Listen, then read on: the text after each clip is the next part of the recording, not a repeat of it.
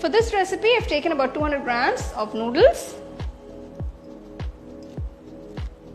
Cook the noodles till they're completely done. Turn off the stove. Just pour 1 teaspoon of oil. So this is just to make sure that the noodles don't stick to each other. I'm just going to strain it and keep this aside. So I'm just going to transfer the noodles to a plate so it cools down and they don't stick to each other. So we've cooked the noodles. Keep this aside.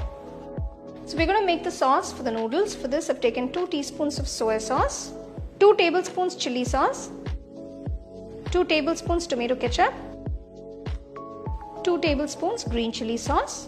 Now if you don't have green chili sauce, it's fine, you can do it without it. 1/4 teaspoon sugar.